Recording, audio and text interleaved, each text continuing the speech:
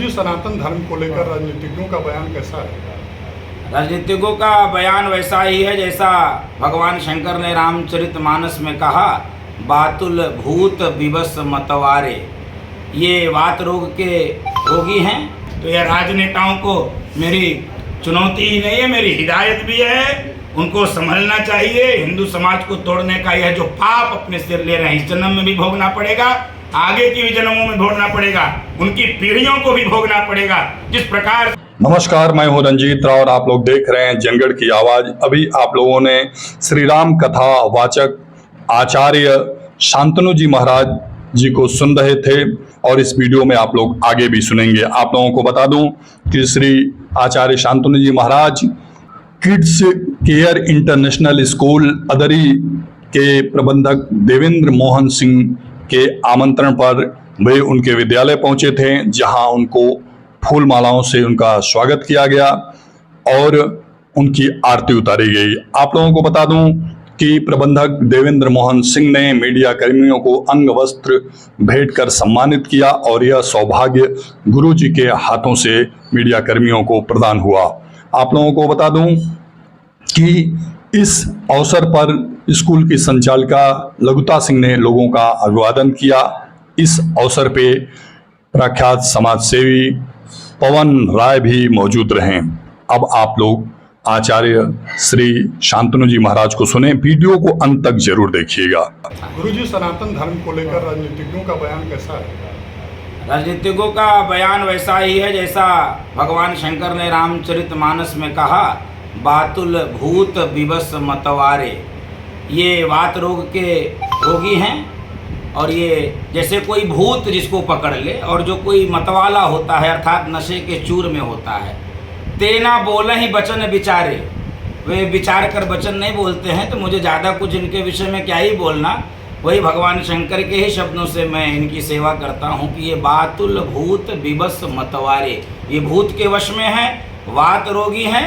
हो रही है जो संदेश आप देते हैं। वास्तव में राम कथा जीवन जीने की कथा है।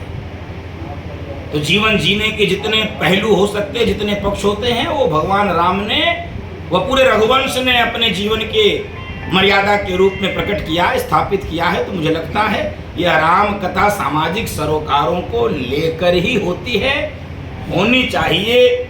समाज जीवन के जितने पक्ष हैं, वह व्यक्ति निर्माण का पक्ष हो, वह परिवार को संगठित करने का पक्ष हो, वो राष्ट्र निर्माण का पक्ष हो, वो पड़ोसी को ठीक करने का पक्ष हो, वह कोई बेटी बचाओ के विषय का पक्ष हो, वो पर्यावरण प्रकृति को बचाने का पक्ष हो, वो परिवारों संस्कृति संस्कार भूषी बोली भाषा को बचाने का पक्ष हो, अथवा किसी भी प्रकार की सामाजिक चेतना का पक्ष हो, उस पर मुझे लगता है व्यासपीठ से आग्रह होना चाहिए। व्यासपीठ से जो बात निकलती है वह जनता ग्राह्य करती है, स्वीकार करती है। व्यासपीठ के प्रति श्रद्धा होती है, आस्था होती है। इसलिए मुझे लगता है कथाक्रम के बीच में सामाजिक, सांस्कृतिक, राष्ट्रीय विषयों का निश्चित रूप से वाचन गायन होना ही चाहिए। इसका दूरगामी परिणाम बहुत अच्छा होगा। वर्तमान परिणाम भी मैं बहुत सुंदर देख रहा हूँ। निश्चित रूप से परिवर्तन हो रहा है, आगे भविष्य में क्रांतिकारी परिवर्तन भी हो सकता है, यह मेरी आशा है। शुद्ध वर्ण व्यवस्था, गीता का वह श्लोक कितनी बार आप लोग सुन चुके होंगे कि सबको वह कंठस्थ हो गया है।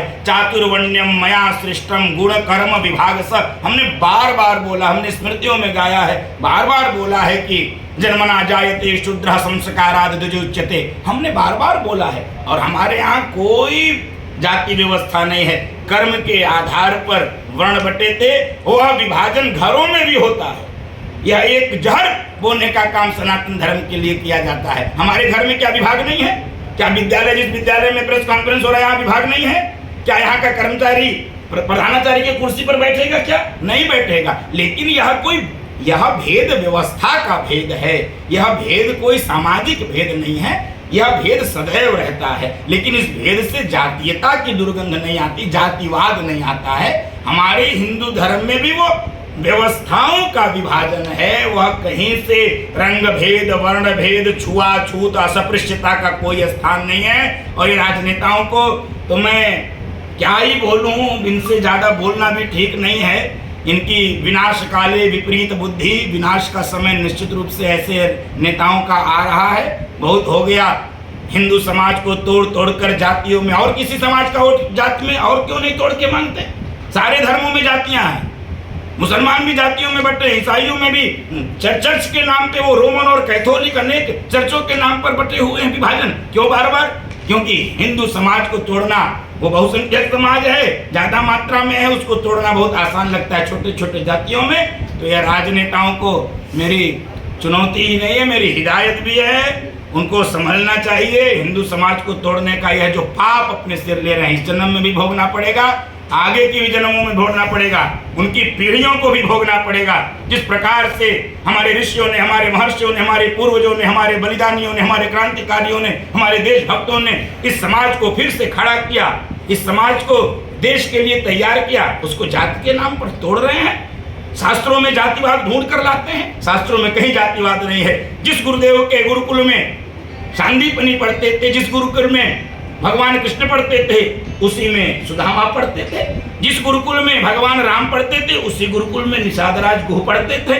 निषाद राज गुह कदाचित अंदर जाने से परहेज करते हैं, भगवान राम स्वयं हाथ पकड़कर बैठाते हैं। शास्त्र में वर्णन है, अपने स्थान पर कहीं जातिवाद नहीं है। जातिवाद हमारे दिमाग में है, कम से कम हमारे शास्त्रों में और हमारे वेद पुराण में कहीं भी जातिवाद नहीं है। ये गंदी वोट बैंक की राजनीति करने वाले क्षुद्र मानसिकता के राजनेताओं के मन में ये, मुझे तो नेता कहने में भी शर्म आती है इनको। नेता तो सुभाष चंद्र बोस थे,